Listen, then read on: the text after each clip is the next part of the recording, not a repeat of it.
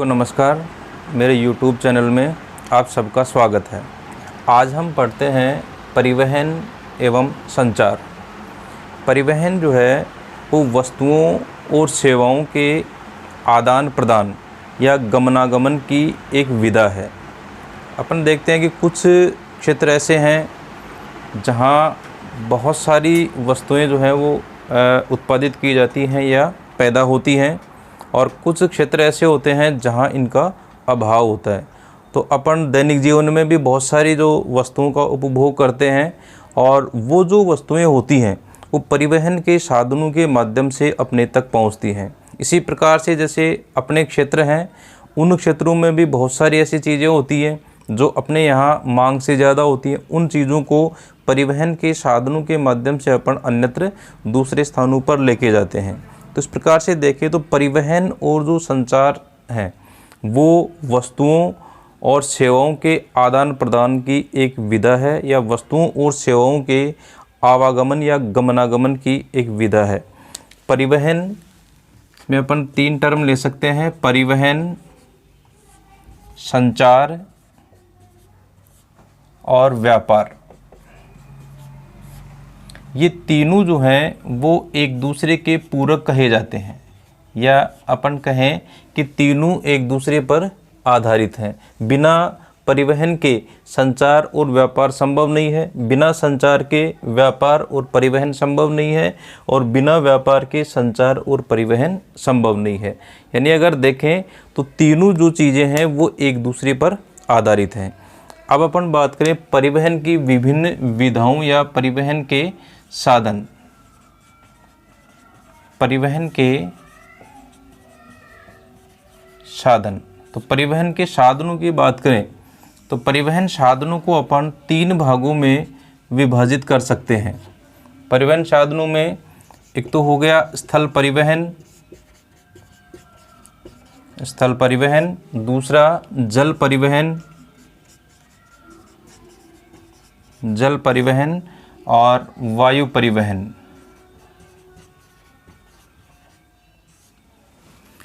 स्थल परिवहन, जल परिवहन और वायु परिवहन। अब इनको अपन अलग अलग भागों में बांट सकते हैं। स्थल परिवहन में सड़क परिवहन, दूसरा हो गया रेल परिवहन, और तीसरा है पाइपलाइन परिवहन।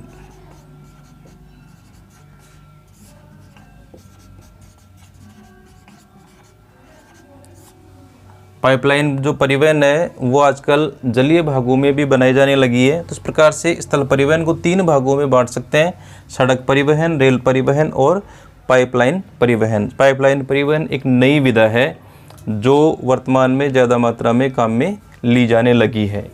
और इसमें जैसे सड़क परिवहन और जो रेल परिवहन है, इनके अंदर सामान और यात्रियों का गमनागमन होता है, लेकिन पाइपलाइन जो परिवहन है उसके अंदर केवल जो है सामान या माल का गमनागमन है वो किया जाता है।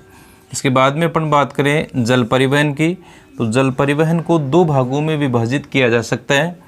प्रथम सामुद्रिक जल परिवहन, और दूसरा आंतरिक जल परिवहन।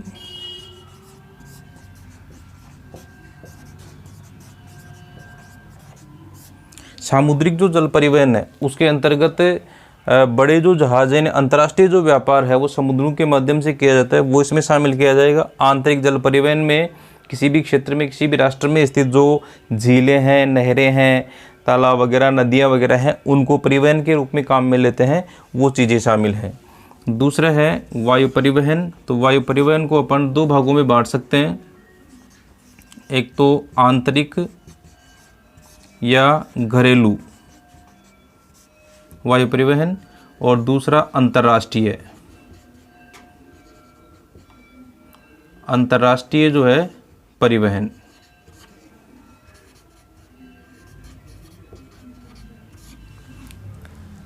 आंतरिक में किसी देश के अंदर विभिन्न भागों में वायु परिवहन है वो काम में लिया जाता है। और अंतर्राष्ट्रीय में एक देश से दूसरे देश में। इसको अपन दो भागों में फिर बांट सकते हैं, एक तो निजी और सार्वजनिक, सार्वजनिक या सरकारी। तो इस प्रकार से अपन देखें तो परिवहन के साधन या परिवहन की जो विधाएं हैं उनको तीन भागों में बांटा जा सकता है, एक तो स्थल परिवहन, जल परिवहन और वायु परिवहन। स्थल परिवहन की जो विधाएं हैं उनको तीन भागों में बांट सकते हैं अपन, सड़क परिवहन और रेल परिवहन और पाइपलाइन परिवहन। इसी प्रकार से जल परिवहन को दो भागों में, एक तो सामुद्रिक परिवहन और आंतरिक जल परिवहन। इसके अलावा वायु परिवहन को दो भागों में बांट सकते हैं, आंतरिक या घरेलू वायु परिवहन और अंतर्राष्ट्रीय परिवहन। और इसको वायु परिवहन में विभिन्न जो सेवा प्रदाता है, जो विभिन्न प्रकार की ये जो सेवाएं देने वाली कंपनियां हैं, उनके आधार पे इसको अलग अलग भागों में बांट सकते हैं, निजी और सार्वजनिक। यानी कुछ जो सेवा प्रदाता कंपनियां हैं वो सरकार के अंतर्गत हैं, सरकारी क्षेत्र में, और कुछ जो है निजी क्षेत्र के अंतर्गत हैं। तो इस प्रकार से अपन देखें तो टोटल जो विधाएं हैं, परिवहन के जो टोटल साधन हैं, उनको तीन भागों में अपन बांट सकते हैं। सबसे पहले अपन देखते हैं स्थल परिवहन। प्रारंभिक जो है स्थल परिवहन, इसके अंतर्गत कौन कौन से जो साधन हैं वो आते हैं। तो स्थल परिवहन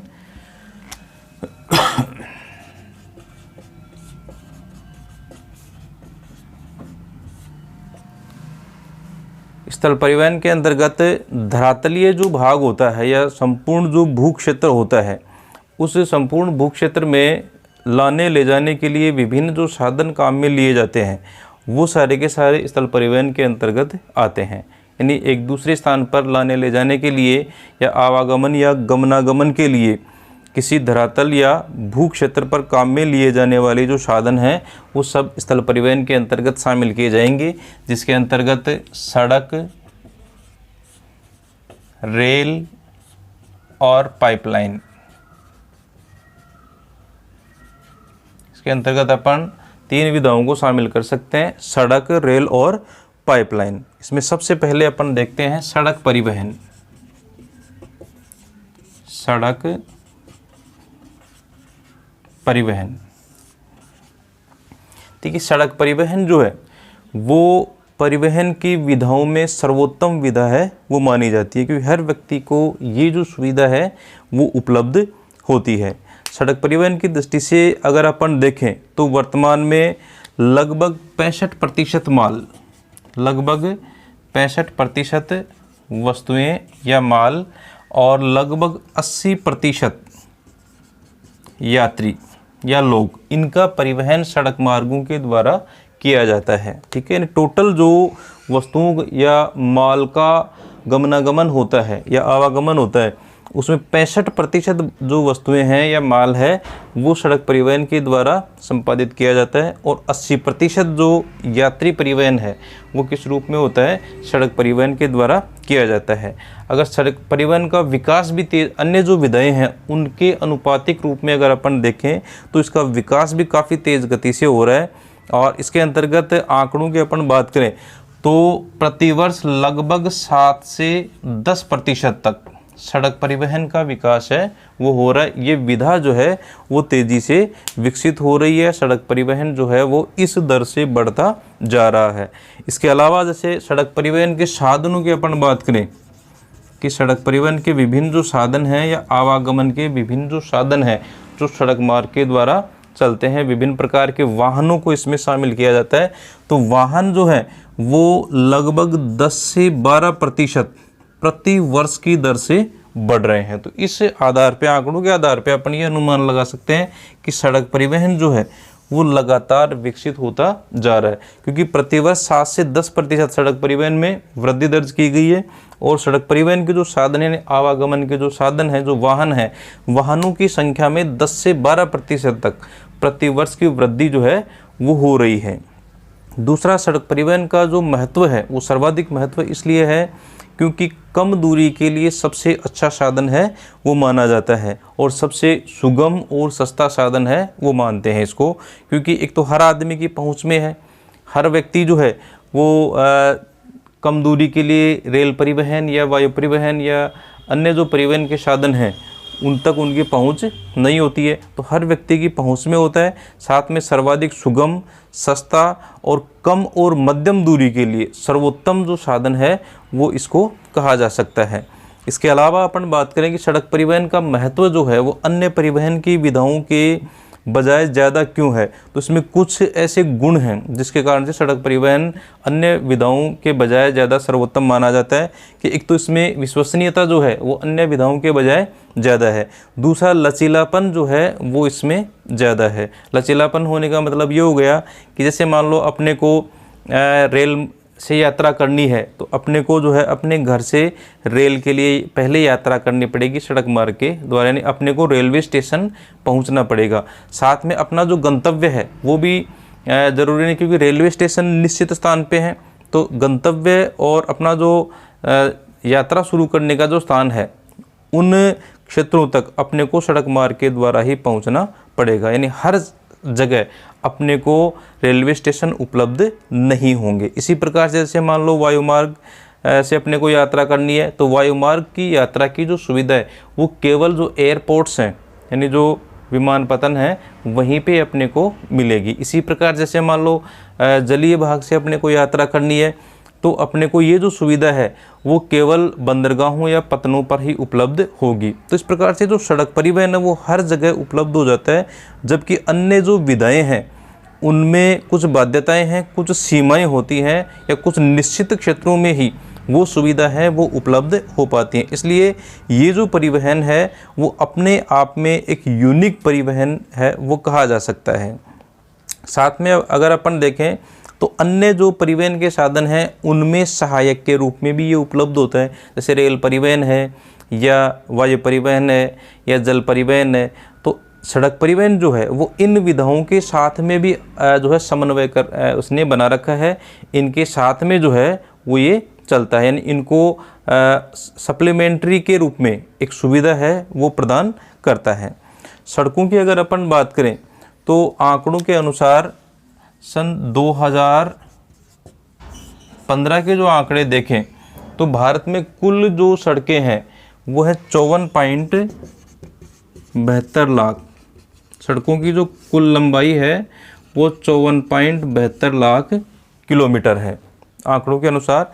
इसके अलावा जैसे मान लो अपन बात करें कि विभिन्न जो सड़कें हैं वो ये टोटल सड़कें आ गई, इसमें 54.72 लाख जो सड़कें हैं उसमें सब सारी प्रकार की सड़कें आ गई, जिसमें आपकी राष्ट्रीय राजमार्ग हैं वो भी आ जाएंगे, राज्य राजमार्ग हैं वो भी आ जाएंगे, जिला सड़कें भी आ जाएंगी, आपके जो ग्रामीण सड़कें हैं वो भी आ जाएंगी, अन्य किसी प्रकार की जो सड़कें हैं वो भी आ जाएंगी। इसके अलावा जो सीमावर्ती सड़कें होते हैं तो सभी प्रकार की सड़कों को मिला के और 54.72 लाख किलोमीटर सड़कों की जो लंबाई है वो भारत में पाई जाती है। अब सड़कों का महत्व जो है वो अन्य विधाओं के बजाय ज़्यादा क्यों है, तो महत्व की अगर अपन बात करें तो एक तो कम या मध्यम दूरी के लिए सर्वोत्तम साधन माना जाता है।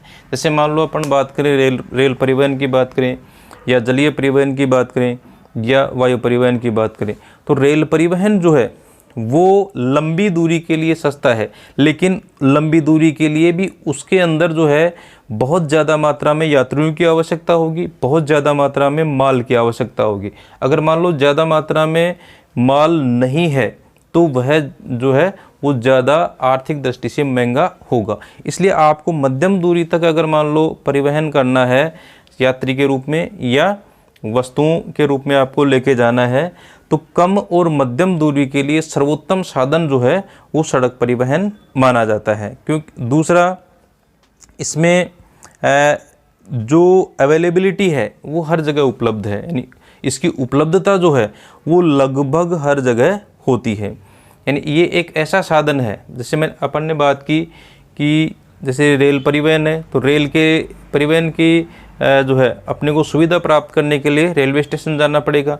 वायु परिवहन की सुविधा प्राप्त करने के लिए अपने को एयरपोर्ट जाना पड़ेगा और जल परिवहन सुविधा प्राप्त करने के लिए अपने को बंदरगाह या पतन पे जाना पड़ेगा।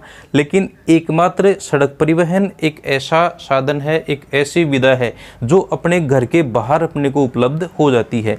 यानी घर के दरवाजे तक अपने को ये सुविधा उपलब्ध होती है, सड़क परिवहन की सुविधा। इसलिए सबसे यूनिक सुविधा, सबसे अलग प्रकार की सर्वोत्तम सुविधा जो है वो कहलाती है ये। इसके अलावा अपन बात करें कि और अधिक महत्व जो है वो इसका क्यों है, तो अन्य जो परिवहन साधन हैं उनके लिए एक समन्वय ये स्थापित करता है, उनके लिए एक कड़ी के रूप में कार्य करता है। क्योंकि रेलवे स्टेशन जो हैं वो सड़क मार्ग के द्वारा जुड़े हुए हैं, क्योंकि विभिन्न क्षेत्रों के जो यात्री हैं वो सड़क मार्ग के द्वारा रेलवे स्टेशन के लिए जाएंगे।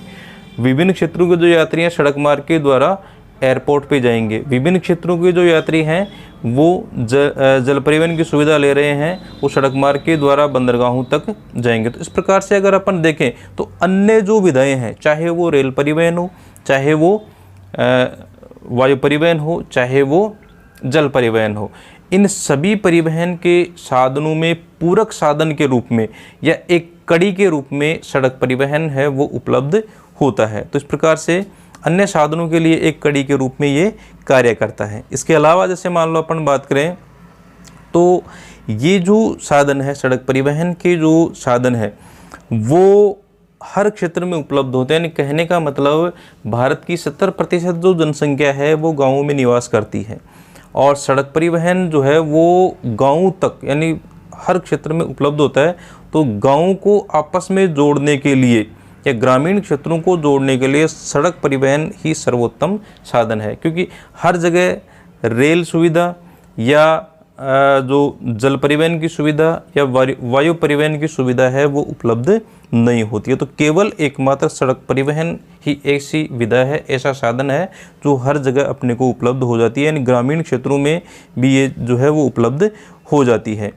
इसके अलावा जैसे मान लो जो अन्य जो साधन है वो केवल बड़े शहरों में उपलब्ध होते हैं। जैसे मान लो एयरपोर्ट्स हैं तो कुछ विशेष जो नगर हैं या विशेष शहर हैं उन्हीं में उपलब्ध होते हैं। रेल परिवहन की सुविधा है वो किसी विशिष्ट क्षेत्र में उपलब्ध होती है। इसके अलावा जैसे मान लो जल परिवहन सुविधा है तो वो जैसे मान लो बंदरगाह हैं या फिर आंतरिक जल परिवहन के जैसे मान लो कोई सोर्सेज हैं तो वहाँ पर ही केवल उपलब्ध होते हैं। तो इस प्रकार से देखें तो ये जो चीज़ें हैं वो सड़क परिवहन को अपने आप में यूनिक बनाती हैं।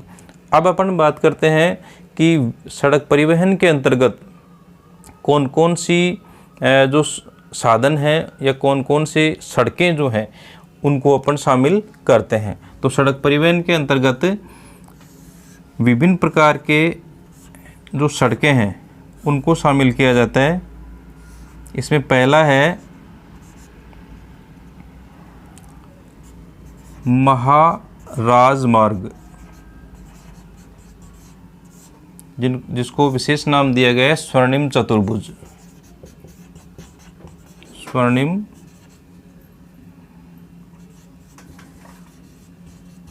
चतुर्भुज योजना, इसके अंतर्गत जो सड़कें बनाई गई हैं उनको महाराजमार्ग कहा जाता है। इसके अलावा राष्ट्रीय राजमार्ग,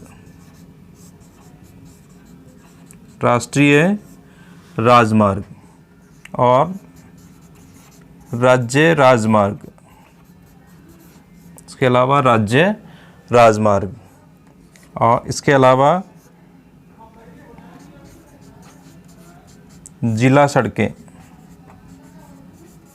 और अन्य सड़कें, जिसके अंतर्गत विभिन्न जो ग्रामीण सड़कें हैं वो शामिल हो जाएंगी।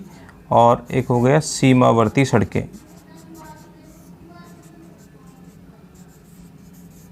तो सड़क परिवहन के अंतर्गत विभिन्न प्रकार की जो सड़कें हैं उनको अलग अलग भागों में बांटा गया है। इसमें पहला है महाराजमार्ग। तो स्वर्णिम चतुर्भुज योजना के अंतर्गत जो सड़कें बनाई गई हैं उनको महाराजमार्ग कहा जाता है।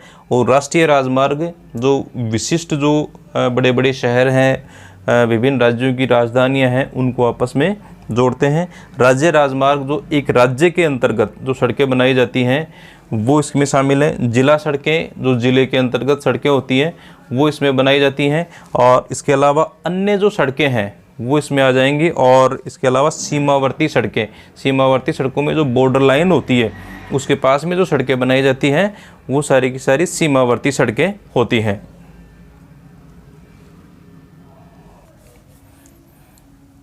नेक्स्ट अपन बात करते हैं स्वर्णिम चतुर्भुज योजना या महाराजमार्ग।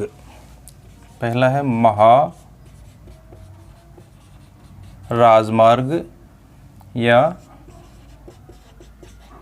स्वर्णिम चतुर्भुज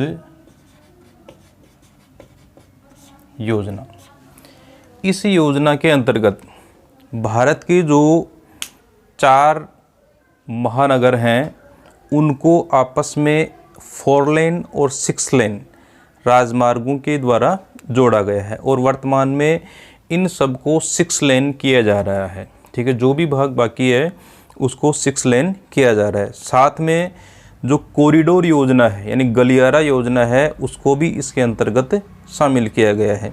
तो स्वर्णिम चतुर्भुज योजना के अंतर्गत अगर अपन देखें तो कहाँ पर ये जो योजना है वो चलाई गई है, तो शॉर्ट में अगर अपन देखें तो 4 जो महानगर हैं जिसके अंतर्गत दिल्ली, मुंबई, कोलकाता और चेन्नई, दिल्ली, मुंबई, कोलकाता और जो चेन्नई हैं उनको 4 लेन और 6 लेन के जो महामार्ग हैं उनके माध्यम से जोड़ा जाएगा। तो इस प्रकार से अगर अपन देखें तो ये आपके यहाँ पे दिल्ली, मुंबई, चेन्नई और कोलकाता, तो इनको आपस में जोड़ा जा रहा है यानी 4 लेन और से वर्तमान में इनको 6 लेन जो महामार्ग हैं उनके माध्यम से जोड़ा जा रहा है। तो दिल्ली, मुंबई और ये आपके चेन्नई और कोलकाता, तो ये है आपके स्वर्णिम चतुर्भुज योजना। इस योजना के अंतर्गत 4 महामार्ग जिसमें आपके आ गया दिल्ली, मुंबई, चेन्नई, कोलकाता और दिल्ली, इसको आपस में 6 लेन के जो राजमार्ग हैं उनके माध्यम से जोड़ा जा रहा है। इसके अलावा जो कॉरिडोर योजना है, कॉरिडोर योजना 2 भाग है। एक तो हो गया पूर्व पश्चिम यानी जो पूर्वी बिंदु और पश्चिमी जो भाग है उसको आपस में जोड़ने के लिए पूर्व पश्चिम कॉरिडोर जो है वो पोरबंदर गुजरात से सिलचर आसाम तक स्थित है। इसी प्रकार से उत्तर दक्षिण जो कॉरिडोर योजना है उसमें जम्मू कश्मीर के श्रीनगर को तमिलनाडु के कन्याकुमारी इसको आपस में जोड़ा गया है। जिसमें अगर अपन देखें तो यहाँ पे उत्तर दक्षिण जो कॉरिडोर योजना है उसमें श्रीनगर जो है उसको जो है कन्याकुमारी, यहाँ से कन्याकुमारी तक, तो ये उत्तर दक्षिण कॉरिडोर योजना है जिसके अंतर्गत पूरा जो भारत है उत्तर दक्षिण, उत्तरी बिंदु और दक्षिणी जो बिंदु है इनको आपस में जोड़ा गया है। और पूर्व पश्चिम जो कॉरिडोर है उसमें पोरबंदर जबकि श्रीनगर और ये हो गया पोरबंदर को जो है वो पूर्वी जो भाग है यहाँ पे आसाम में सिलचर जो है उसको आपस में जोड़ा गया है। ये आपके आ गया दिल्ली, मुंबई, चेन्नई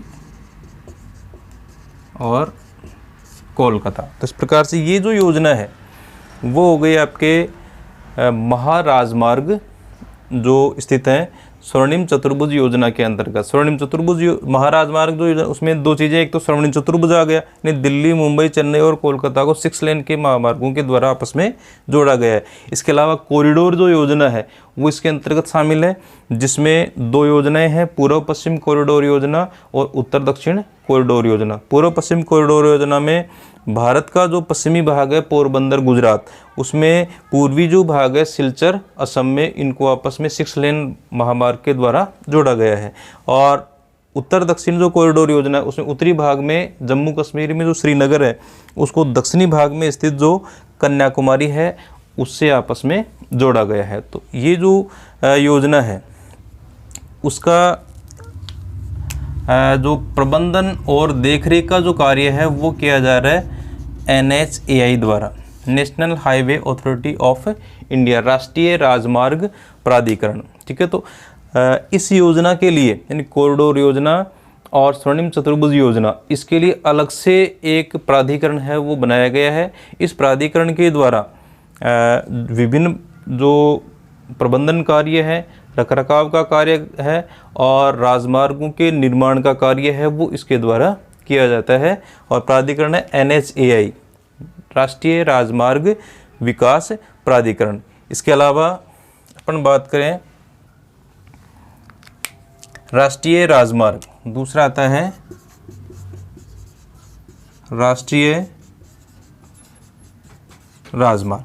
वैसे अगर अपन देखें तो महाराजमार्ग जो हैं वो राष्ट्रीय राजमार्गों का ही हिस्सा माने जाते हैं, यानी कुछ अलग से कुछ स्पेशलिटी इनमें आ गई और उनके आधार पे अपन जो है इनको राष्ट्रीय राजमार्ग जो है उनको महाराजमार्ग के अंतर्गत शामिल कर लेते हैं। तो महाराजमार्ग जो है वो भी एक तरीके से अगर अपन देखें तो राष्ट्रीय राजमार्गों का ही हिस्सा कहा जा सकता है।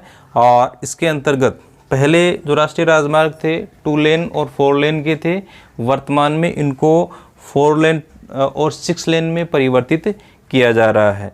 और इनका निर्माण और जो रखरखाव का कार्य है वो किया जाता है CPWD, केंद्रीय लोक निर्माण विभाग, यानी इनके मेंटेनेंस, रखरखाव और निर्माण के लिए ये जो प्राधिकरण है वो बनाया गया है। ये CPWD यानी केंद्रीय लोक निर्माण विभाग, इसके द्वारा किया जाता है। राजमार्गों के द्वारा या जो राष्ट्रीय राजमार्ग नेशनल हाईवेज जो होते हैं उसके द्वारा विभिन्न जो दूरस्थ स्थान हैं उनको आपस में जोड़ा जाता है। इसमें मुख्य रूप से विभिन्न प्रकार के औद्योगिक नगर आ गए, आपके विभिन्न प्रकार के धार्मिक और पर्यटन स्थल आ गए, विभिन्न राज्यों की जो राजधानियां हैं वो आ गई, और इसके अलावा अन्य प्रमुख नगर जैसे मान लो कोई शिक्षा के केंद्र के रूप में है या वित्तीय जो है केंद्र के रूप में, तो ऐसे बड़े बड़े जो नगर हैं उनको आपस में जोड़ा जाता है। किसके माध्यम से? राष्ट्रीय राजमार्गों के माध्यम से। इनको जोड़ने का जो कार्य है वो राष्ट्रीय राजमार्गों के द्वारा किया जाता है। ठीक है, इसके अलावा टोटल जो लंबाई है भारत में 66,590 किलोमीटर, राष्ट्रीय राजमार्गों की कुल लंबाई 66,590 किलोमीटर। टोटल जो सड़कों की लंबाई है उसके अनुपात में देखें तो लगभग 2.5% है, यानी टोटल राजमार्गों की जो लंबाई है वो मात्र 2.5% के लगभग है।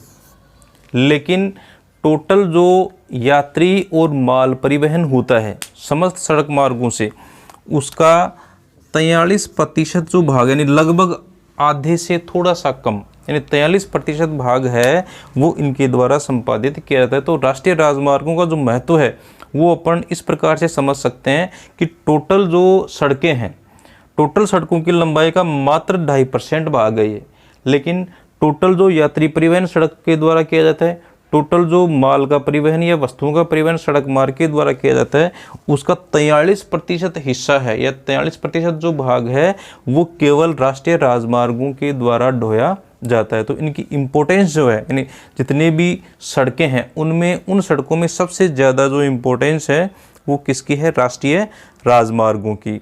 राष्ट्रीय राजमार्गों की जैसे मान लो हिस्ट्री की अपन बात करें पुराने समय की, तो ऐतिहासिक जो राजमार्ग है जिसका अपन कहते हैं grand trunk road, grand trunk road, इसका निर्माण करवाया था शेर शाह सूरी,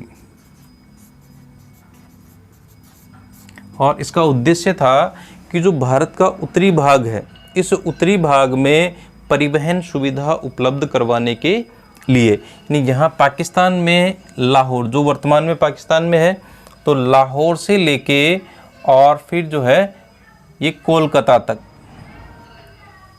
जीटी रोड, जिसको अपन कहते हैं जीटी रोड जो है, उसका विस्तार निर्माण करवाया था शेरशाह सूरी ने, और यहाँ लाहौर से लेके और कोलकाता तक ये स्थित था। वर्तमान में जो NH1 और NH2 वो इसी का हिस्सा है, यानी जीटी रोड जो है उसका हिस्सा है क्या है, NH1 और NH2। NH1 जो है यानी वर्तमान में यहाँ अमृतसर से लेके दिल्ली तक ये 1 आ गया, और दिल्ली से लेके कोलकाता तक ये आ गया 2 नंबर।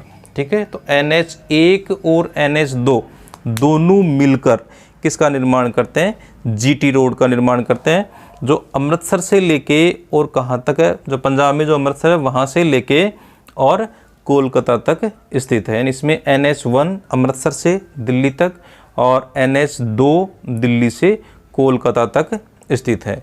अगर अपन बात करें तो 11वीं जो पंचवर्षीय योजना है उसमें सड़कों के विकास पर काफ़ी ज़्यादा जोर है, वो दिया गया है। इसके अंतर्गत विभिन्न जो सड़कें हैं यानी 4 लेन और 2 लेन की जो सड़कें हैं वो बनाई जा रही हैं। लगभग 46,000 किलोमीटर की जो सड़कें हैं वो इसमें बनाए जा रहे, यानी 45,974 किलोमीटर। तो 11वीं पंचवर्षीय योजना में 45,974 किलोमीटर लंबाई की सड़कें बनाने की योजना है, जो 2 लेन और 4 लेन की होंगी। वर्तमान में निर्माण जो है वो किया जा रहा है CPWD यानी केंद्रीय लोक निर्माण विभाग, और इसके द्वारा जो निर्माण कार्य किया जाता है वो सार्वजनिक निजी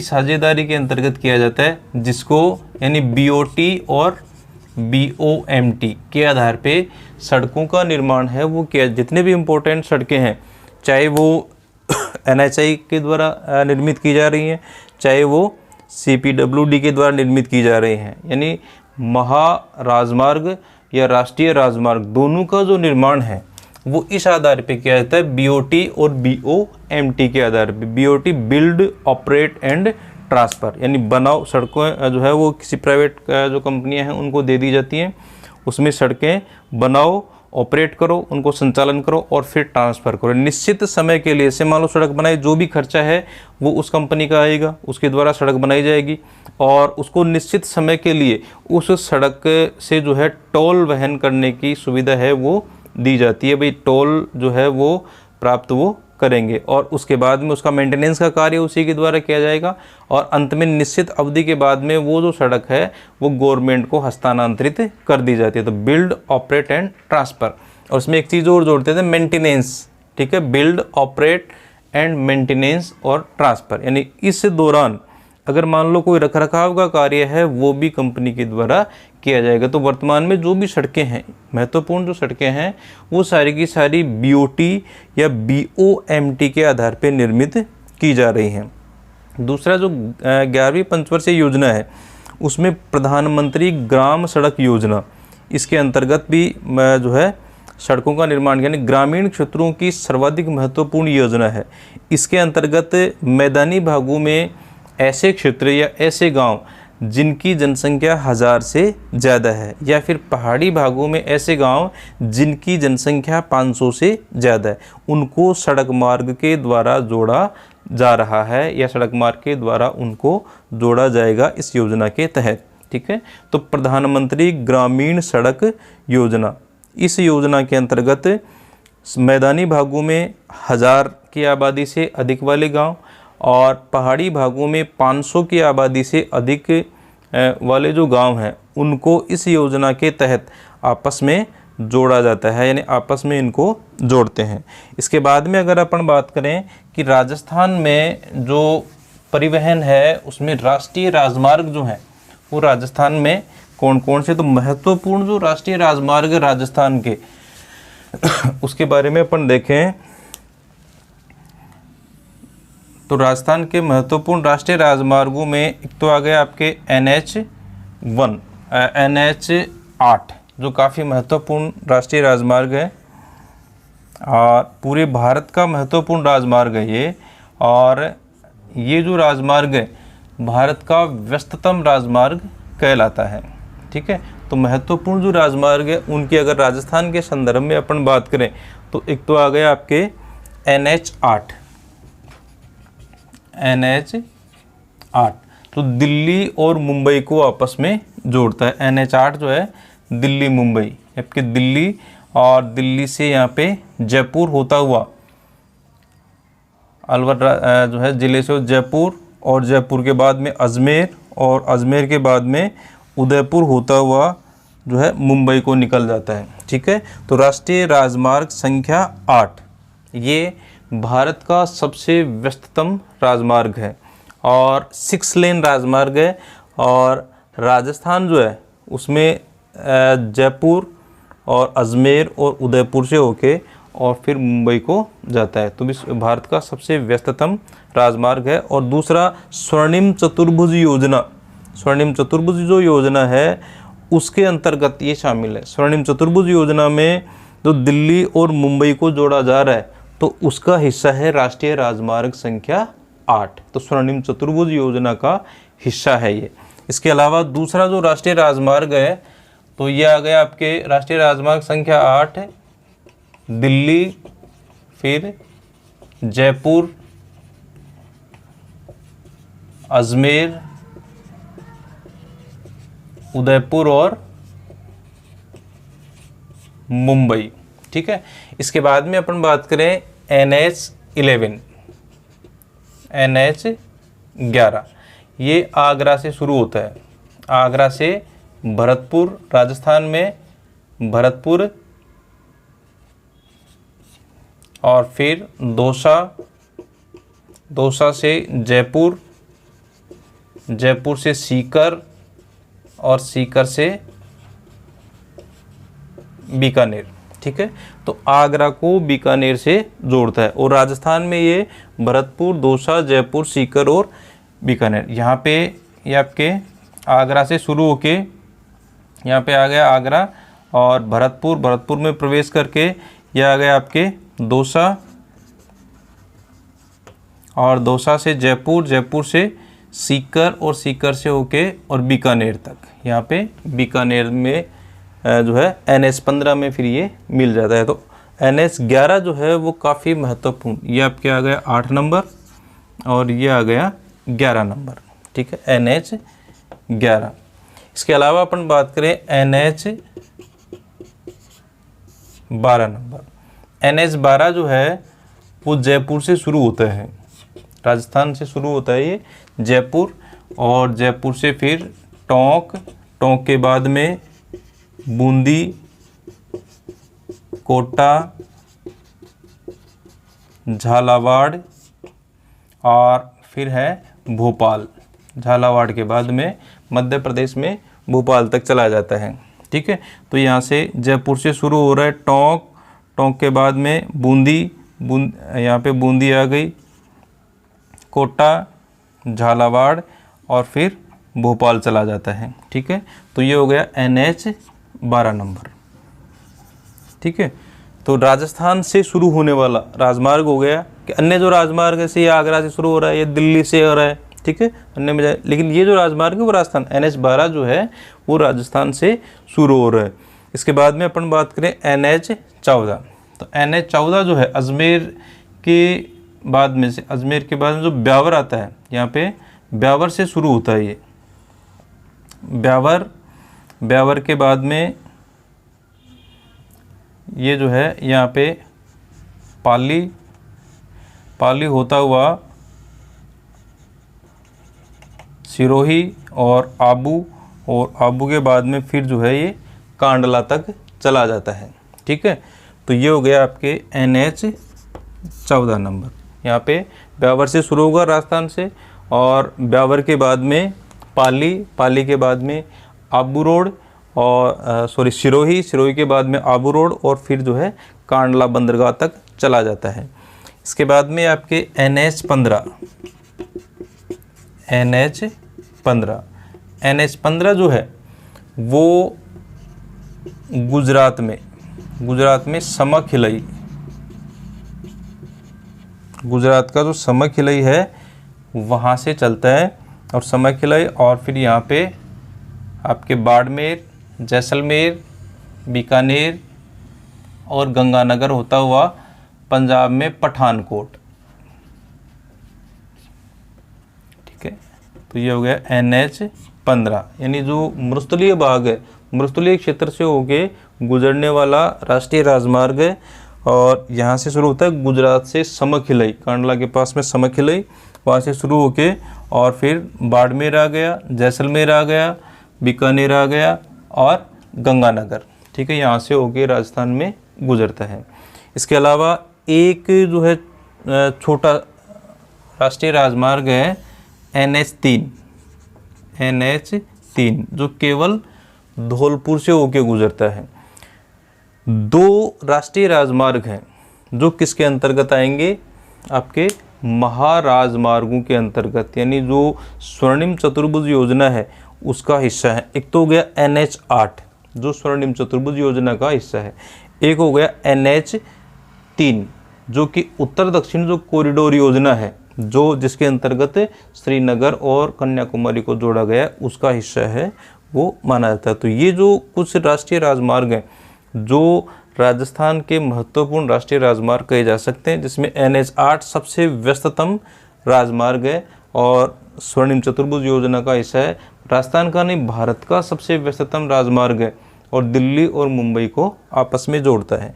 दूसरा राजमार्ग है आपका NH-11 यहाँ से भरतपुर में प्रवेश करता है राजस्थान में, और आगरा से लेके और बीकानेर तक स्थित है। ठीक है, तो आगरा से बीकानेर तक यहाँ पे भरतपुर आ गया, दौसा आ गया, जयपुर, सीकर और बीकानेर, यहाँ पे आके NH-15 में मिल जाता है। फिर ये तीसरा राजमार्ग है NH-12 जो जयपुर से शुरू होके टोंक, बूंदी, कोटा और झालावाड़ से होके भोपाल तक चला जाता है। चौथा जो राजमार्ग है मुख्य वो हो गया आपके NH-14 ब्यावर से शुरू होके पाली और सिरोही, आबू रोड और फिर आगे जो है कांडला बंदरगाह तक चला जाता है। NH-15 जो है वो मरुस्थलीय क्षेत्र से होकर गुजरता है, जिसमें आपके बाड़मेर या समखिलई से स्टार्ट होता है ये गुजरात में, और बाड़मेर, जैसलमेर और बीकानेर और गंगानगर से होके फिर पठानकोट पंजाब में चला जाता है। ठीक है, इंपॉर्टेंस देखें तो दो राष्ट्रीय राजमार्ग ऐसे हैं जो सामरिक दृष्टि से या सुरक्षा की दृष्टि से महत्वपूर्ण कहे जा सकते हैं, जिसमें एक तो हो गया आपके NH-15 क्योंकि ये पाकिस्तान बॉर्डर के सारे चल रहा है ये, इसलिए सुरक्षा या सामरिक दृष्टि से इम्पोर्टेंट राष्ट्रीय राजमार्ग कहलाता है। दूसरा NH-11 यहाँ बीकानेर तक जाता है, तो ये भी सुरक्षा की दृष्टि से महत्वपूर्ण राष्ट्रीय राजमार्ग माना जाता है, क्योंकि यहाँ आगरा में जो है आयुध निर्माण डिपो है, यानी जो गोला बारूद वगैरह या युद्ध की जो सामग्री साजो सामान है वो यहाँ पे बनाया जाता है। तो ये NH-11 के माध्यम से यहाँ बॉर्डर तक, यानी बीकानेर जो महाजन क्षेत्र है, जो फील्ड एरिया है, वहाँ तक यहाँ से जो सामान है वो यहाँ पहुँचता है। इस प्रकार से सामरिक दृष्टि से अपन देखें या सुरक्षा की दृष्टि से देखें तो ये दो राष्ट्रीय राजमार्ग ऐसे हैं जिनको सुरक्षा की दृष्टि से महत्वपूर्ण माना जा सकता है। नेक्स्ट अपन बात करते हैं राज्य राजमार्ग। राष्ट्रीय राजमार्गों के बाद में है राज्य राजमार्ग। ये किसी राज्य के अंदर या भीतर या आंतरिक भाग में स्थित जो सड़कें हैं, जो राज्य की जो मुख्य शहर है जिसको राजधानी, तो राजधानी को विभिन्न जो महत्वपूर्ण नगर हैं उस राज्य के, उनको आपस में जोड़ता है। इसके अलावा जैसे जिला मुख्यालय हैं उनको आपस में जोड़ता है। अन्य जैसे मान लो इम्पोर्टेंट कोई औद्योगिक नगर है या अन्य जो बड़े नगर हैं उस राज्य के अंतर्गत, तो इन सबको आपस में जोड़ा जाता है। जिस प्रकार से राष्ट्रीय राजमार्गों का निर्माण और रखरखाव CPWD के द्वारा किया जाता है, उसी प्रकार से राज्य में स्थित जो PWD विभाग है उसके द्वारा राज्य राजमार्गों का निर्माण और रखरखाव किया जाता है। PWD सार्वजनिक लोक निर्माण विभाग, ठीक है, इसके द्वारा जो है वो किया जाता है। और वही पैटर्न है इसमें भी, जो सड़कों का जो निर्माण है वो BOT और BOMT, ठीक है, build operate and transfer, build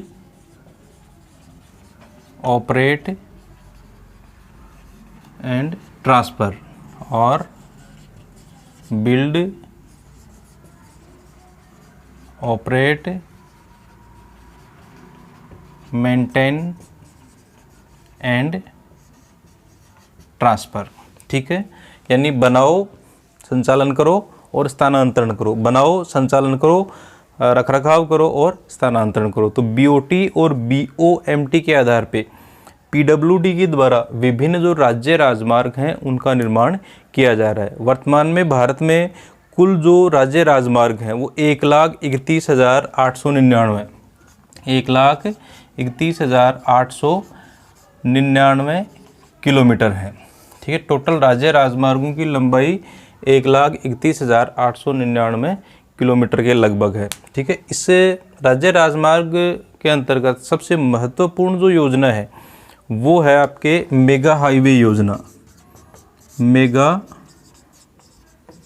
highway योजना, इस योजना में बीओटी और बीओएमटी के आधार पे विभिन्न जो 2 लेन और 4 लेन की सड़कें बनाई जाती हैं। इसके अंतर्गत बीओटी और बीओएमटी के आधार पे मेगा हाईवे योजना जो पीडब्ल्यूडी के द्वारा संचालित है राज्य राजमार्ग के रूप में, उसमें 2 लेन और 4 लेन की जो सड़कें हैं वो बनाई जाती हैं इसमें, और विभिन्न जो महत्वपूर्ण स्थल हैं उनको आपस में इसके द्वारा जोड़ा जा रहा है। तो ये सबसे महत्वपूर्ण योजना है इसकी।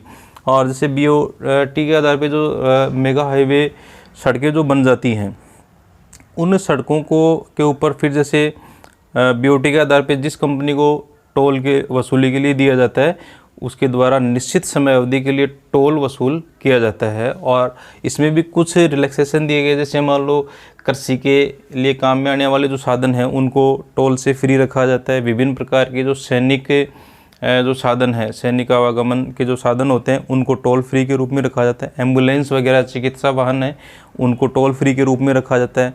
इसी प्रकार से जैसे सरकारी वाहन हैं उनको टोल फ्री के रूप में, और जो दुपहिया वाहन है उनको, इस प्रकार से कुछ ऐसे निश्चित साधन हैं उनको टोल से मुक्त रखा जाता है।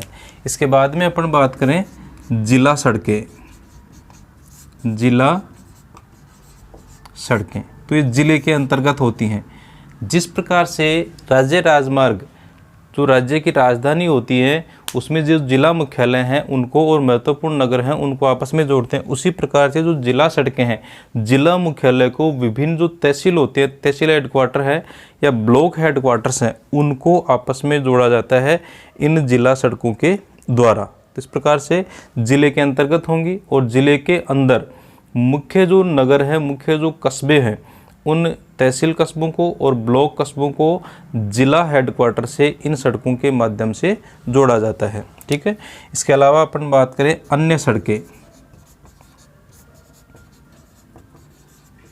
अन्य सड़कें या इनको ग्रामीण सड़कें भी कहा जा सकता है।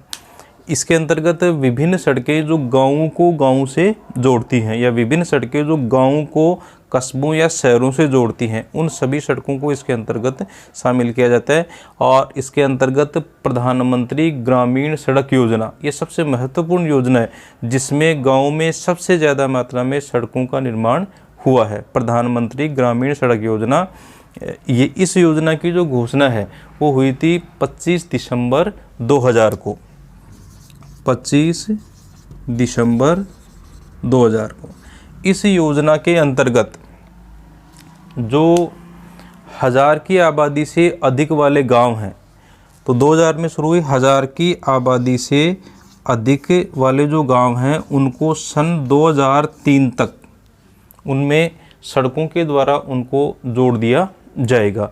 इसके अलावा ऐसे गांव जिनकी आबादी 500 से 1000 तक है उनको 2007 तक जोड़ दिया जाएगा। ऐसा जो लक्ष्य है वो इस योजना के अंतर्गत रखा गया है। प्रधानमंत्री ग्रामीण सड़क योजना जो सन 25 दिसंबर 2000 को बनाई गई थी, उसके अंतर्गत ये प्रावधान, ये लक्ष्य रखा गया कि सन 2003 तक 1000 की आबादी से अधिक वाले जो गांव हैं उनको सड़कों के द्वारा जोड़ देंगे, और 500 से 1000 की आबादी तक के जो गांव हैं उनको सन 2007 तक सड़क मार्गों के द्वारा जोड़ दिया जाएगा। इसके अलावा जो जनजातीय क्षेत्र है, दुर्गम क्षेत्र हैं या पहाड़ी क्षेत्र हैं, उनमें 250 यानी 250 से अधिक आबादी वाले जो गांव हैं उनको सड़क मार्गों के द्वारा जोड़ दिया जाएगा।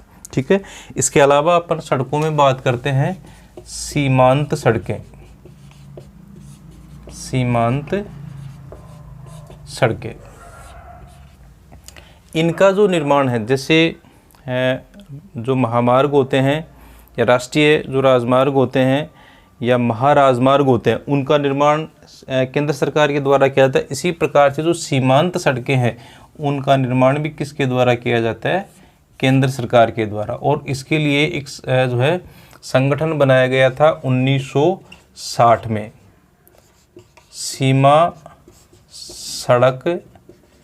सीमा सुरक्षा सड़क संगठन,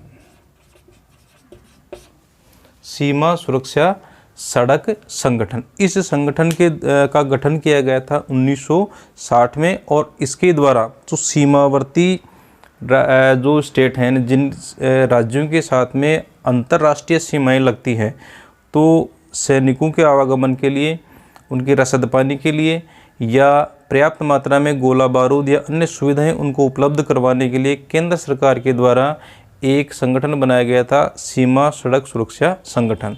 और उसके द्वारा बॉर्डर एरिया जो होता है उसमें सड़कों का निर्माण किया जाता है और इन सड़कों का निर्माण और रखरखाव वो सीमा सड़क सुरक्षा संगठन के द्वारा किया जाता है।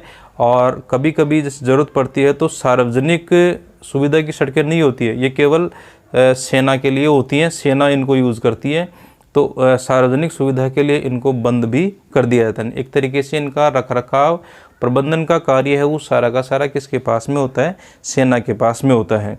तो ये जो सड़कें हैं प्रारंभ में बनाई गई थी, पूर्वोत्तर जो राज्य हैं उनमें बनाई गई थी। वर्तमान में अगर अपन देखें तो जो सीमावर्ती राज्य है उनमें ये सड़कें बनाई गई हैं, जिसमें अपन राजस्थान और जो जम्मू कश्मीर है, इसके अलावा हिमाचल प्रदेश है, उत्तराखंड है, आपके उत्तर प्रदेश है और बिहार है, सिक्किम है और इसके अलावा अरुणाचल प्रदेश है, असम है, मेघालय, त्रिपुरा और इधर जो है आपके अंडमान निकोबार जो द्वीप समूह है वहाँ भी ये सड़कें हैं वो बनाए गए। अरुणाचल प्रदेश, मिजोरम वगैरह हैं वहाँ पे, यानी जो भी बॉर्डर एरिया के राज्य हैं उनमें ये सड़कें हैं वो बनाई गई हैं। इसके अलावा भूटान में भी जो सड़क सुरक्षा संगठन है उसके द्वारा भूटान में भी इस प्रकार की जो सड़कें हैं वो बनाई जा रही हैं। ठीक है। अंतर्राष्ट्रीय स्तर की अपन बात करें तो भूटान में भी ये सड़कें हैं वो अपने यहाँ का जो सड़क सुरक्षा संगठन है उसके द्वारा बनाई जा रही हैं। ठीक है। राजस्थान के संदर्भ में एक विजन है, रोड